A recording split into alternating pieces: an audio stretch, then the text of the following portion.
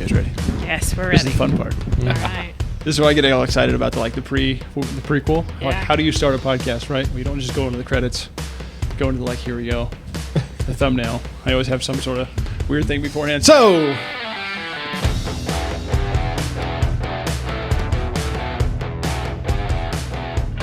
welcome to another episode of the RV Voice. Today we got a special guest. Why? Because they're actually here. Peoples and Places. We got Ashley and Rob from Peeples. Ashley, Rob, and Peeples, right? It's Peeples. That's actually how you spell their name. So, welcome, guys. Thank you so much for coming in. Thanks for having us. Thanks for having us. Absolutely. Shane, my co-host. Sorry. It's kind of weird. I've never had it right here. It works out, though. It fits. It does. It fits. It's going to work out. It's going to be great. So, anyway, guys, we want to kind of hear your background. You started FullTime RVing a little while ago. You're in a KZ Fusion right now. It has a little bit of issues right now, but we'll talk about that later. How did you come about this whole personal journey of walking into or driving into FullTime RV? Do you want to tell us? You want to? it's your Sure, dream first. yeah. So in, June of 2020, we decided to go looking at RVs. And if you know my husband, you don't just look. He's a decision maker, pretty quick. So we went, and I didn't even know what a Class A was. That's how, in the know I was in the RV industry. I did not grow up camping or anything like that. And You grew up tent camping.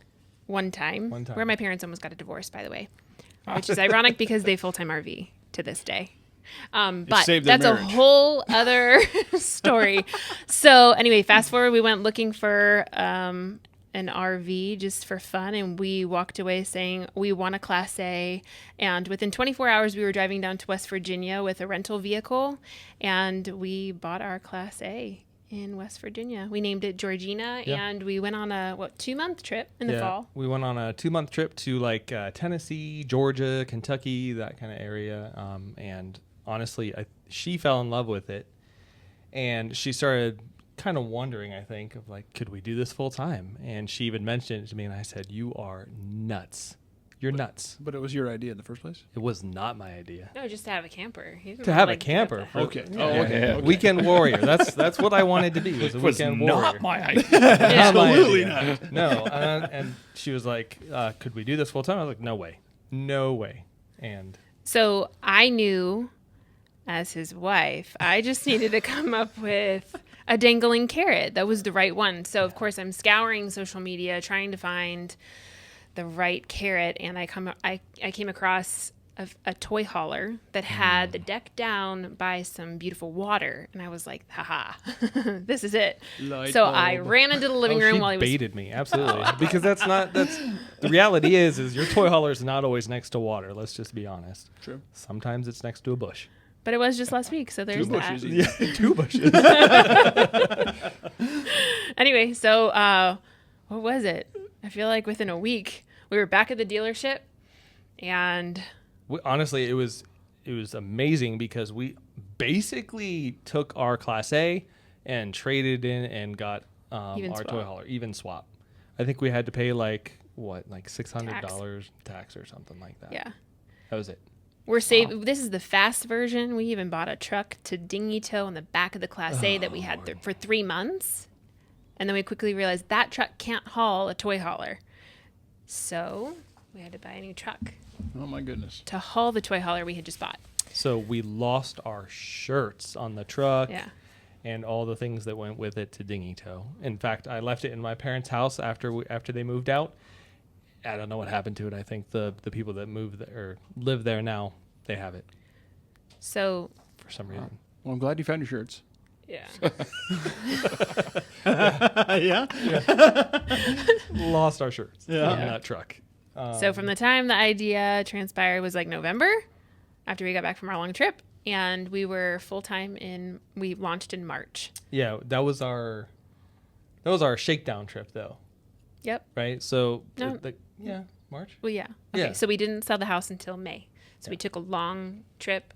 I hired my assistant at the time, and I said, you can make money by selling everything in our house. And while I'm gone, we'll just put it up on Facebook, a Facebook group, and she got 20% of whatever she sold. So my Ring doorbell was going off the hook all the time. Wow. People coming in and out, selling literally everything we had. Well, we were on our 2-month adventure. When we came back, we didn't have much left except for like garage sale stuff. That's actually a really creative way to go about it. So I was going to ask you that. Let's unbox that a little bit. So just so we make it clear, so if somebody's an aspiring family who wants to be full-time RVers, but they might be in the same situation, they want to sell their house, they want to get, that's a whole nother component to this thing that like people don't really think about. Like one, they always say, well, where are we going to, we got to sell our stuff, but how do we do it? You had your assistant sell your stuff while you guys were out on the trip to try to clear out the space and then just finish it up when you guys got home with whatever was left. That's what it was. Yeah. We paid her a 20% commission? So 20% commission on anything she sold. She had a fat envelope of cash. So if you want to go full timing, you got to get an assistant first and foremost to sell everything you got, or just get your niece or your nephew, a family member or a friend that like a stay-at-home mom that would like to come over on the weekends and sell everything. It's doable. She just happened to be my assistant for like my direct sales business, but I mean it worked. I actually think it's brilliant. I think that's brilliant that you did that, because that's a whole, like, I've always had that question for those who are doing full-time RVing. It was like, how do you get everything out of your house? I had a friend of mine at ClickFunnels in my last job that literally sold their stuff. They worked from their RV and they sold their stuff in Houston and were driving around, but they were talking about how much of a pain that was. I don't think they followed your model on doing that, but it was a pain. They couldn't get rid of everything fast enough, so they donated a ton of stuff. Therefore, they lost a lot of money on it because they could have earned some cash on it. So anyway, that's just something that I was thinking when you were talking about it. I'm like, that is a brilliant way of still getting something out of it, and everyone wins. Yeah. So, the more you talk to this woman here, the more you're going to realize that she's very strategic in everything that she does. And so the fact that she, like, I don't know, came up with this idea, I was like, oh, okay. You mean I don't have to do any of that? Awesome. Well, I think in my mind, it's just like, when a, family member or a couple passes away, right? A company comes in, and they do essentially the same thing. I forget what it's called. I'm struggling to remember, but like an estate sale. An estate sale, essentially. Yeah. So it was essentially an estate sale, right? But nobody needed to know like what I was doing. A lot of friends, family came out and bought a lot of our stuff. Like I still talk to a friend today, and she has my desk. Oh, that's cool. So it's kind of fun. Yeah. Now there are some things that we ended up selling in a yard sale that I was like, we could have used that. Oh, yeah. Plenty of. So what were those things? Let's talk about that. Gosh, she sold. So I am Pampered the cook. chef. I am the She cook. sold a lot of that. Yeah, I am the cook in our house, and so she sold basically all of my Pampered Chef stuff. Ouch. And I was like, are we not going to eat on the road? Are we not going to make dinners? It was heavy. Like, yeah, she was thinking about weight and things, and I was thinking about just ease of cooking, right? Because Pampered Chef makes things easier. But what else? I mean, there was a number of things that we had to go rebuy because we're like, oh, whoops. I honestly don't remember. I feel like we're so far removed. Yeah. In almost 4 years. It's like that's in the past, honey. I You don't remember those things and move forward. Yeah. It doesn't matter anymore. It's not that she doesn't remember. She just doesn't care to remember. So I do have this downsizing checklist on our website that you can grab for free. So it pops up. It's peoplesinplaces.com, and it will pop up downsizing checklist. I have a few other resources that you can pull from that. I think there's a Google spreadsheet. What's the website? We'll plug it in. Peoplesinplaces.com. Yep. Right. Yep. And then where do they find the downloadable pop checklist? up right when you it's a pop-up. Yeah. Yeah, it's a pop-up or it's under resources, I think. Yeah, resources. Awesome. Just literally rolls into the next question. Perfect. Cool. Preparation and planning. How in the hay did you do it? I mean, This is one way. So this is all her, so I'm going to let her just talk. All right. What do you want to know? Mute your mic. No, anyway. So preparation and planning to go full time. I'm guessing you guys had a decent house, wonderful house, sold everything in it. As well, someone else sold it for you, but it was awesome that you could do that, right? And to plan to go out full time is no joke. I mean, you have to turn into a remote job. I sound like you kind of might have been remote. Okay, Rob, what do you do? So I was a youth pastor for 10 years, and so I worked at different churches throughout those 10 years and everything. And after that, I went into real estate, which I really loved because I helped people find, their dream home and everything like that because I was living in my dream home. Yeah, which was on wheels. Right? No, this is the time. house. The house is like it was like sore subject. No, not a sore subject. No, but like at the time, I felt like I was living in my dream home. So wanted to help other people find that, and obviously you cannot sell houses on the road, so had to move on from that, and basically for a year I was retired. Nice. Sounds wonderful. Awesome. Right? Yeah. So how else did you go about prepping and planning to become full-time RVers then? I feel like I took it in segments, like selling the big stuff first, the things that I was probably like more attached to because it was a lot of money and I didn't want my assistant to get the 20%. Seemed natural to me, right? The big furniture, duh. Yeah. So those are like the low-hanging fruit, I guess. So we sold a lot of the furniture. We were like sleeping on the mattress, like on the floor. And then naturally I opened up a Facebook group, like I said, and I invited like all of my friends and everybody on Facebook to join that group if they were interested and they were local, that they could do that. And then whatever I couldn't sell on Facebook where they could come and pick it up at my house, I think I put it in the newspaper as well. I think I did.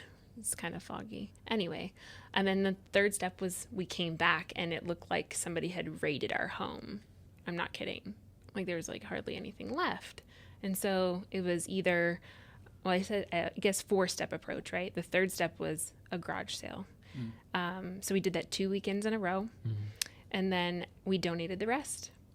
And then really it was like, at the end, we did not intend on getting a storage unit. My goal was to literally have nothing left. And when we got to the very end, we were like, oh my gosh, we need a storage unit. Well, there's a lot of like keepsake things, like, you know, like sentimental things. And then like for her, it was like this Amish made outdoor patio thing that she's like, I can't let that go. Yeah. I just bought it's that. Like that poly resin. You did. Is that what it is? Anyway. Yeah, it's a big job, but if you take it in chunks and you plan it out and you divide it out and you're strategic, it's not too bad. Yeah, I feel like. Well, her parents also came up to Ohio with us. They did the yard sale with us, so her dad did a lot of the heavy lifting with me and moving stuff out of the house. And you should tell me about that story. Why? Oh, why? No, I won't know. So I'm not sure what you're talking about. So my parents had been on the road part-time. Like they had a house in Florida, and then they would go travel for like 4 or 5 years. Oh, wow. Yeah, so it was like 6 months, right? Well, then they were like, oh, we'll come up and we'll help you with the grandbabies. You can go ahead and do the garage sale stuff, and we'll be there. Well, Rob was a realtor. We had actually a rental property we had for 10 years. It was our very first home, and we were selling our house at the same time, like to make matters worse. You were selling both properties? Both properties, and he was the real estate agent. So at the time, it was like really chaotic. And so we knew we needed help. All that said, my parents, 2 weeks in, decided, we're going to sell our house in Florida. And we're going to go full-time. Your parents or his parents? My parents. Okay. Wow. And at the same time, his parents were selling their massive property in Ohio. Goodness gracious. It was a lot. The whole family was like upset the fruit basket. It was a good commission, in 1 month. It was a great commission. It was a really good commission. Anyways. Good thing you were a real estate agent at the time. Yeah. Cash money. So my parents left their little poodle dog with us. And for a week, we were without them, essentially, as they were selling everything in their house. I totally forgot about then that. They left us in the middle of it. Yeah, and they flew back. We launched at the same time, in the same month. My parents are still full-time RVers to this day. 2 grateful Glampers, if you want to check my cute little parents out. Yeah, that's kind of how that story went. Wait, where do we check out your parents' stuff? Like 2 grateful Glampers. Yeah. Is it on Instagram? Yeah, Instagram. Really? Yeah. Oh, that's cool. Okay, let's mark that down. Okay, that's Thank awesome. you. I didn't realize that. Yeah. Didn't know that. She's like awesome. Master route planner. Yeah, they're cute. That's so She's cool. got all the notes of like all the great things to see in all the areas. Have they been to all 50 states now? Oh, yeah. Yeah, they have. Do you guys ever cross paths with them in your travels? On occasion. On occasion, yeah. They don't utilize like the 1,000 trail system like we do.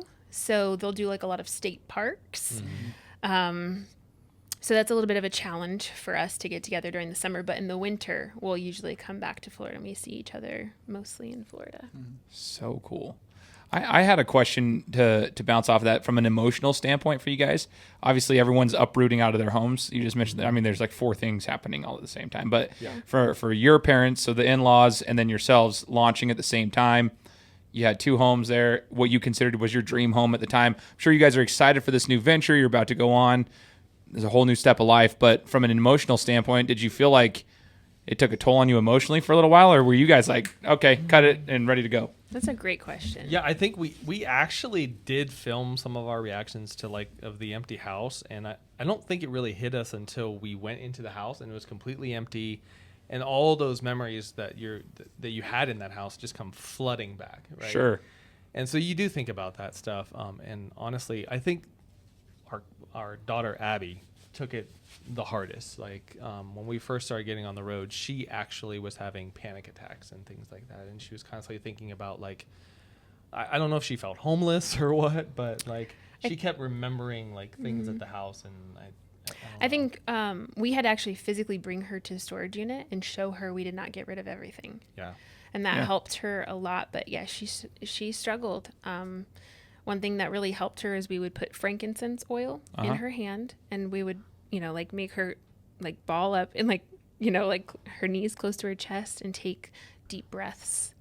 And for whatever reason, it literally made all the world of a difference.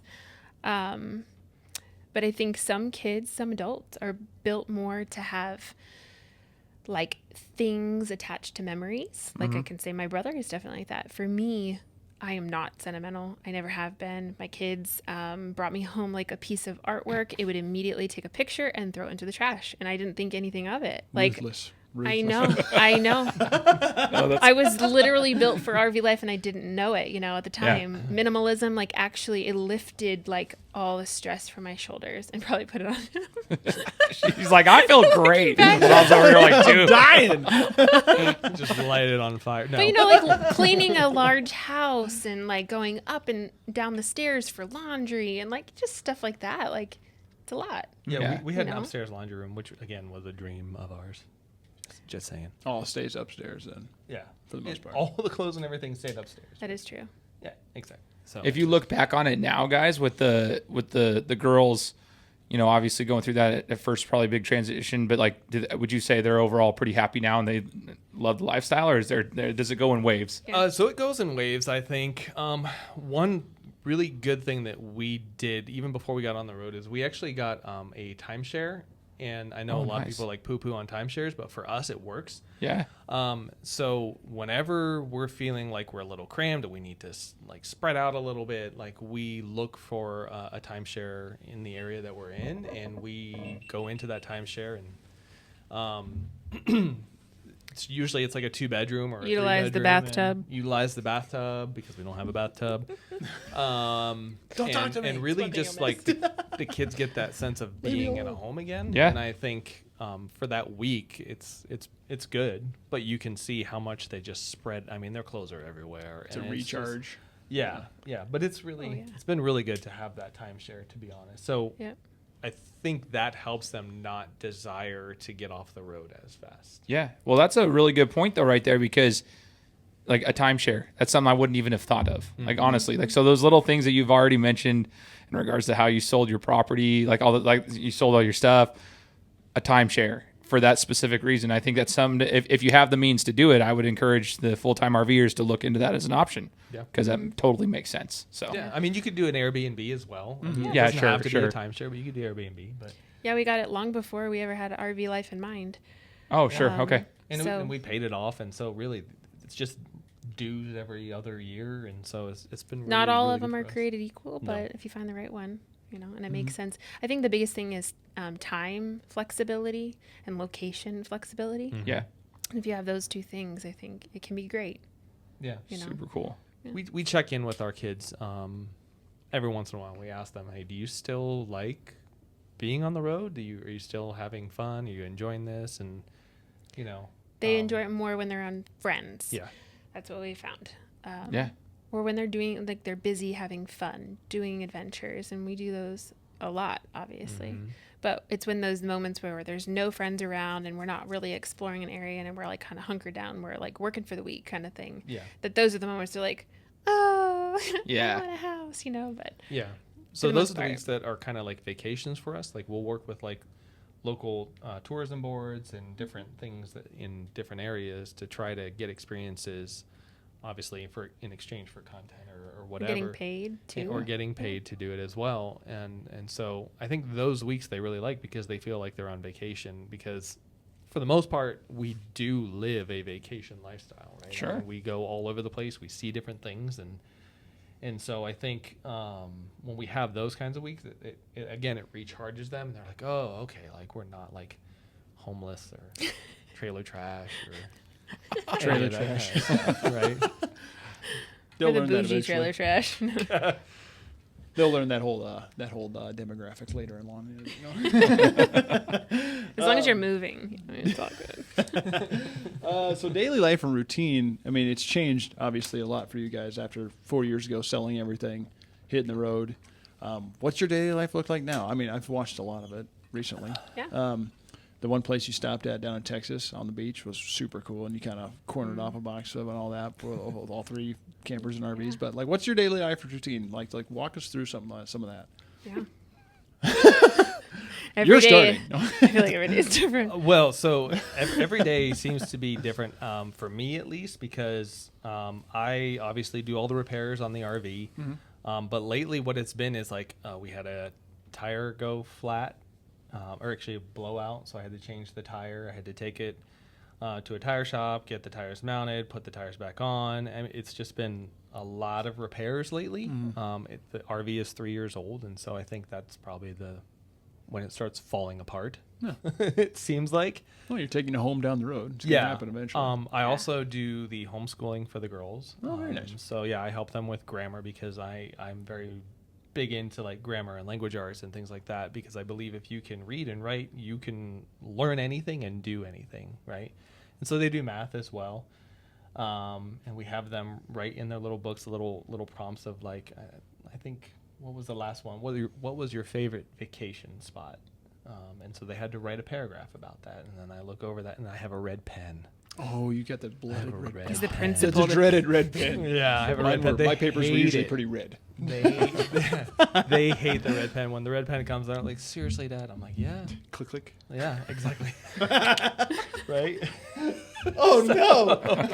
The worst part. Yeah. So we also have a digital marketing business, and so I kind of work behind the scenes, kind of the nerdy side, like listings management and things for our companies that we help. Building websites and things like that. So, and she is more of like the in-your-face kind of person. I like to be behind the scenes. Like that's more my style. Sales, SEO building, citations, backlinks. Yeah, nerdy stuff. It's all right. Yeah. We're in marketing. We kind of understand. That's cool. What do I do? Let's see. Well, first, coffee, then slay, right?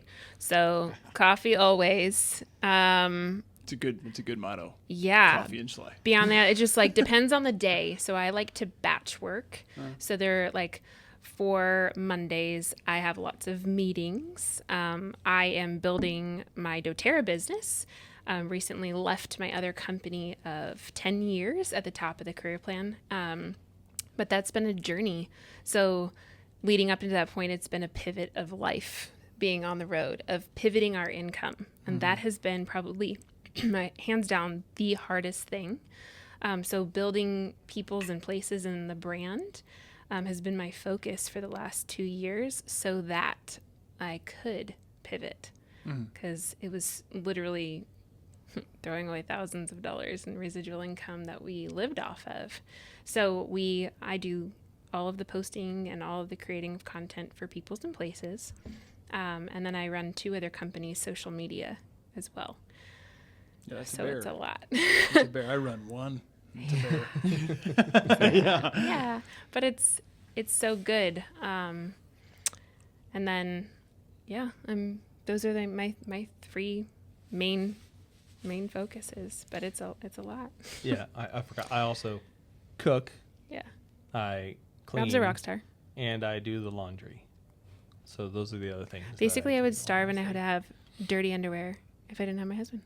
Yeah. Okay. Powerhouse couple. I like it. Listen, I would not be able to juggle all of the plates that I do business-wise if it weren't for him. And I recognize that. And I also am a passenger princess. So I help him with none of the directing of places to go because I would get us lost. Yeah. But I do work. She films when I change the blowout tire. Oh, yes, you can count on me. Restart. Yeah. I gotta get that on film. Can you do that again? Can you? What? No, I'm not taking the tire Let's off. talk about that. Let's unpack that, Rob. Rob gets really mad at me in those moments where it is high stress, but it's such good content, you know? Mm-hmm. This could go viral. This could go viral. Yeah. So Good. I recently filmed something and I don't know if I'll ever share it. Remember the whole like slipping of the rocks with the yellow blocks that you put under it? We almost literally dropped the whole RV. That's a whole other story. Wait. Do we want to talk about that, or do we not want to talk about that? Oh, that's you said rough. you maybe want to share I it. filmed some of it, you guys, but it was not appropriate. Words bleep bleep bleep bleep. Yeah. I mean, I got a little upset. Obviously, being on the road full time and living in an RV, it has its ups and downs. And there are things that happen to the RV, and there are things that are out of your control. And then there are some things that you do that you're like, why the heck did I do that? Like, I don't know why I put the snap pad or the yellow blocks underneath the front jacks because we were on rocks. I don't know why, but the RV started slipping off. And I was literally holding the RV up. 20,000 pounds. Yeah. Strong man. Yeah, He's got the whole atlas on. in the front. And she's like, what are you doing? I was like, I'm holding the RV. And What do I do? I'm sure I said a bunch of things. And in those had moments, to you're film like, it, though. man, I... Restart. Can you start If it's over? going to drop, baby, I'm going to get it on Yeah. camera. You can count on that. In those moments, you're like, man, I was kind of a jerk. And I did apologize for that. So, You did. You know. He's great at that. Yeah. It just happens. Stuff happens. RV made it through. The RV It man did. Because he is Superman, and he held it up. He did. Apparently. That's Yeah. right. Rob Strongman. Flex on him, Rob. Let's go. Rob Strongman people. Peoples. It will have been the first fifth wheel that you, like, the nose went down. No, it would have been backwards. The nose up in the air. Oh, it was going to go this way. Whoop. Yep. Oh boy. It was, yeah. Sheesh. So, Oh. yeah. So if you It care to was see the scary. footage. Wow. So she has footage, but I'm I glad don't you made it. Yeah, we made it. So maybe we'll see that footage at some point. Maybe that'll come out eventually, like the behind the scenes Yeah. stuff. What not to do with snap pads. Oh, but There. people Yeah. would judge me for the things I said. Oh Well, my you just gosh. put it. You know, the beautiful thing is you can edit things, right? We can edit content. Put a Yeah. different song behind it or something like that. That's Yeah. engagement, actually, you know. Yeah, like listen, I'm not a swearer, but ooh, that day. We'll put music over that one. Yeah, you know, that's totally fine. Use the SpongeBob scene when he's doing all the dolphin noises and stuff. Now, when you guys were talking about the home, there's a couple things that came to my mind: homeschool and then work at the same time. So, first with homeschool, it's interesting. I have friends of mine who actually went full-time boating they went out of Florida. They bought a sailboat and then they sailed for a full year. And Look what you did. I followed their whole journey from the very beginning because they're actually from the Boise area. I know them very well. And then they moved out there, did the whole thing. And it was the coolest thing. But they had kids, and one of their daughters was in high school and she was a senior. So she had the toughest time at first. And it's just kind of interesting to watch their journey as to how she fell in love with the whole thing. But they were homeschooling. And that always has been something that's interesting to me on the road, how you homeschool, how you keep them focused, but also just like internet connection. That's like, I know this is going to sound crazy because like there's certain things that require technology and there's certain things that you might need to use for that. And then you're doing social media for people, you're running your own platforms. And when you're out in the road, like maybe you're where there's not a lot of service, what are you guys using for your internet? And have you had issues where you simply just couldn't get stuff done that you needed to get done, whether it be homework, school work, whatever?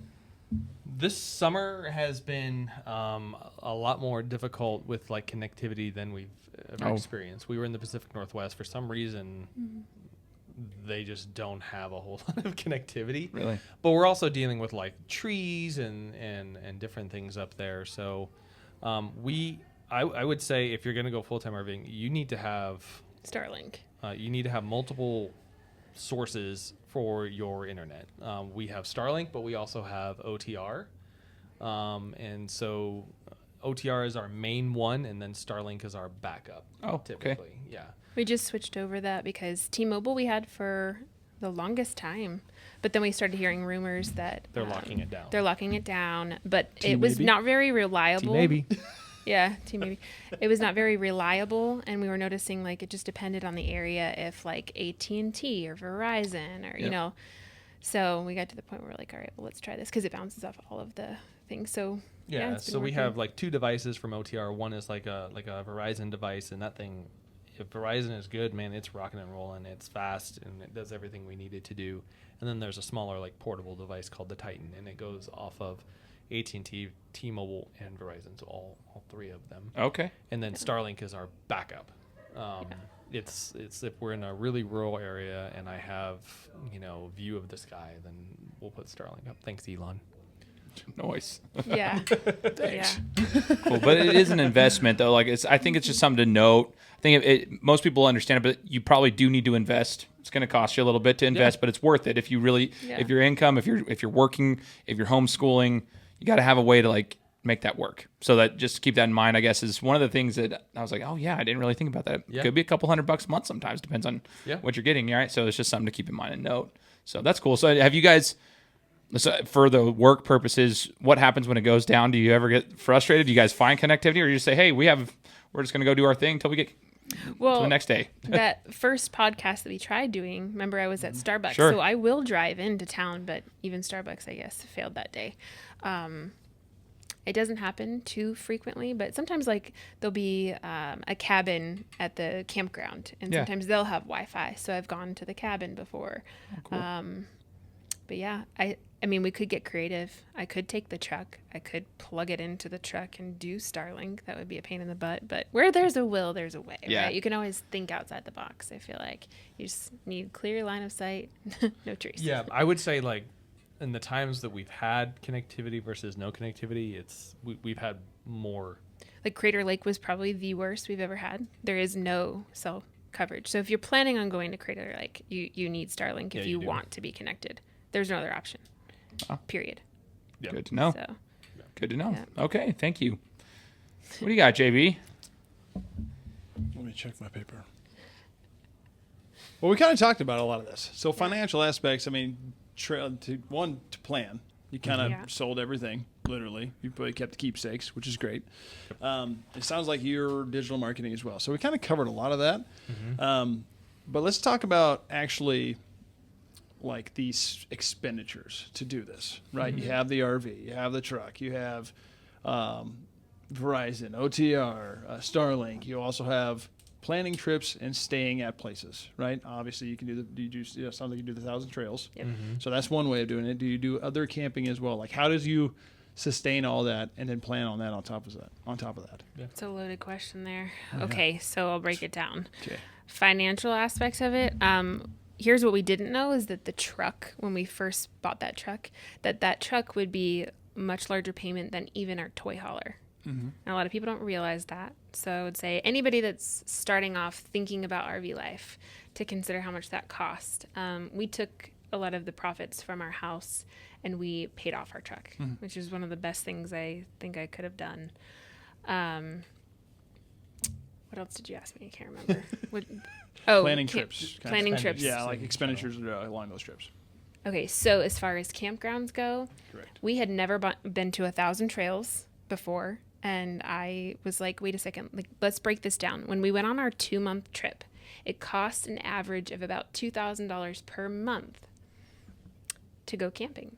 Like, you're thinking when you're weekend warriors, you're thinking of KOAs, right? You're thinking of these true campgrounds, resorts, and that kind of thing. And I was like, if I multiply that by, 12, then I'm going to get, that's a lot of freaking money. Yeah. 24 grand. Like, what? So when I learned about 1,000 Trails and like their top membership at the time, I don't know what it is now. It was $15,000 a month. I was like, I'm sorry, $15,000 total. I'm sorry. 1,000 Trails. JV's like, say it again. You did what? 1,000 Trails was $15,000 top tier for the membership. For a year? No. For a lifetime? Total. So you just pay it once, you're in forever.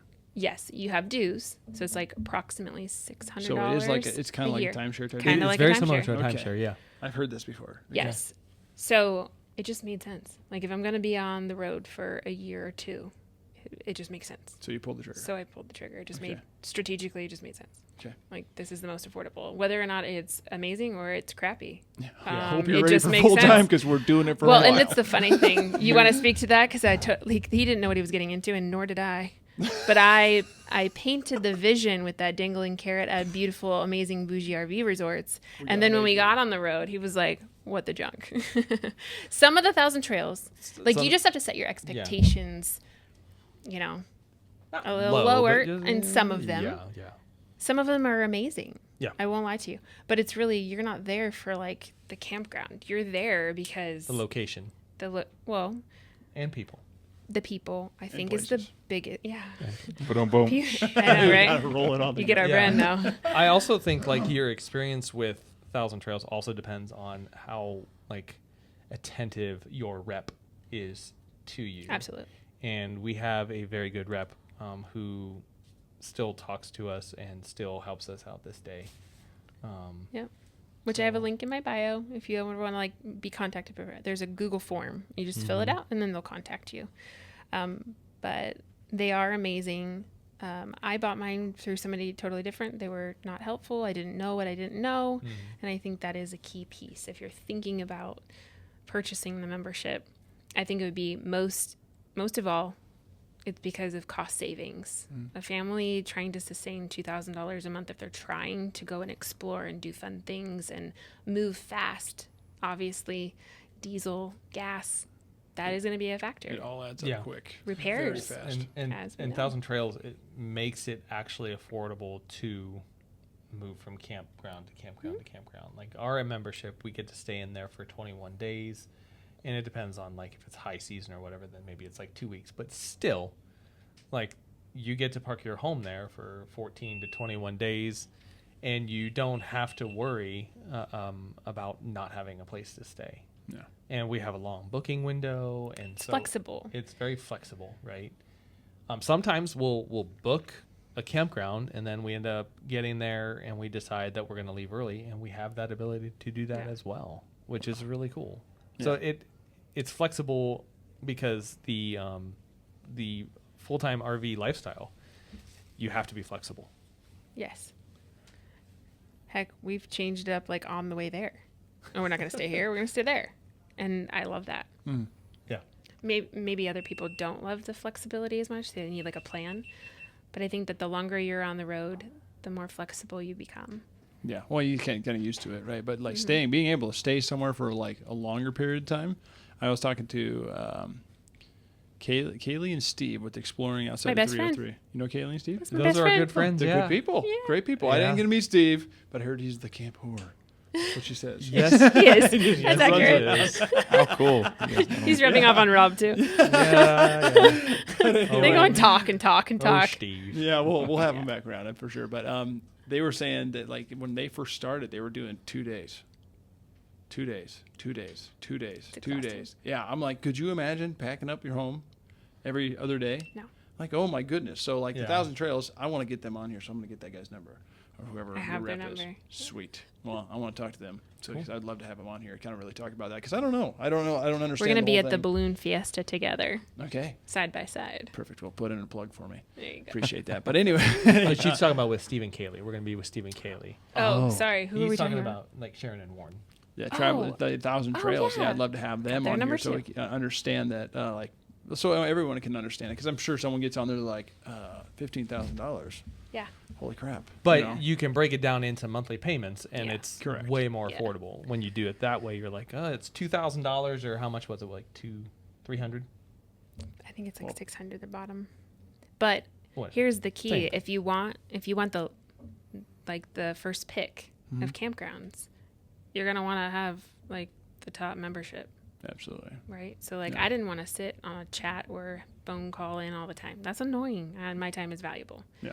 And so if I can get the top tier and it makes sense, I'll do it. Makes sense to me. I don't regret it. Yeah. Totally. I mean, you get campgrounds in like the Florida Keys, and you get them like in really nice spots. Yeah. The last 3 winters we've been at the Keys. Yeah. And it's been wonderful. Oh, $20 a night. Can you beat that? $20 a night in the Keys? $20 a night. I'd spend more than that in the sitting. Yeah. In the Keys. Yeah. Wouldn't take me long to get there. Yeah. Yeah, and they're nice campgrounds. Yeah. They really are. Very awesome. I want to touch base on the community aspect of this. It's kind of cool. So JV just mentions a name. You guys know who they are. Okay, cool. Not only do they know him, they hang out with him. Hang out with them. That's so cool. The community factor, I think that's such a huge piece to this, just from the outside looking in. Like, not just for yourselves, but for the kids too. Yep. That's one thing I've noticed is like just the RVing community. It's like-minded individuals who are going out, and they're all risking something too. They're getting outside their comfort zone. Many of them.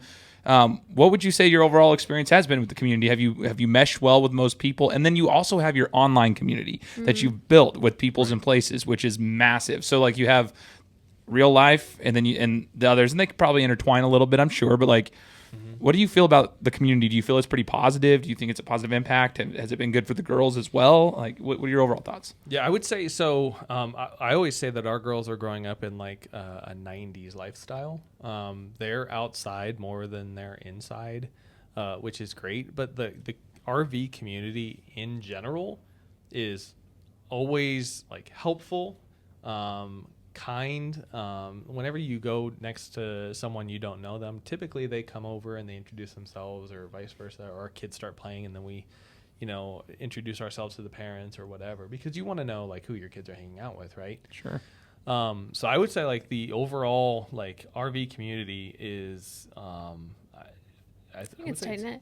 It's very tight knit, right? It feels like living in a small neighborhood, right? But you're spread out everywhere, and you go and explore in the summer, and you come back in the winter. Am I not talking? Sorry. You come back to Florida in the winter, or Southern California, where a lot of RVers go, and it's like a homecoming. Yeah, it's hard to describe if you're not on the road, but you're one person away from knowing like everybody in the RV community. It is actually pretty small. And when you're on the road for as long as we've been on the road for, and there's been plenty of RVers that have been on the road longer than we have. Like we were just hanging out with Nathan and Marissa from Less Junk, More Journey. They have an amazing community, on YouTube, and we watched them before we got on the road, right? But like we met them on our very first full-time family rally. And that was incredible to us. And so we're friends to this day. We got to go to Hawaii with them, and it was a lot of fun. We've learned so much from other RVers. But as far as the community aspect, we'll sit around the campfires, and our kids know each other's kids. And I don't know, it's amazing. Feels like a tribe. Yeah, for sure. I think one of the best things that we did when we got on the road is we actually joined Full-Time Families, which is an organization of full-time families, and we went to a rally. We went to it's called the Reunion. It was in Madison, Florida, and we actually met pretty much all of our friends that we have to this day at that location. Super cool. So we still talk to all those people today. We're still friends with all those people. Some have gotten off the road since that, but if we didn't do that, I feel like it would have been a little harder for us to like get in with people, to be honest. But that's just because I sometimes can be shy. Yeah. And a hermit. Not anymore.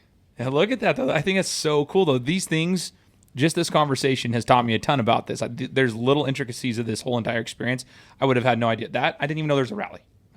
That's the first time I've ever heard of that. But it's cool because people I'm sure there's tons of people like yourself, maybe a little more introverted, more comfortable, kind of staying behind the scenes, like you said. This gave you an opportunity to make some friends that are lifelong friends. I think that's rad. Yeah. How's my grammar on that? Rad, is that okay? Rad. Dope, rad. Living in the 90s, you said, right? So awesome.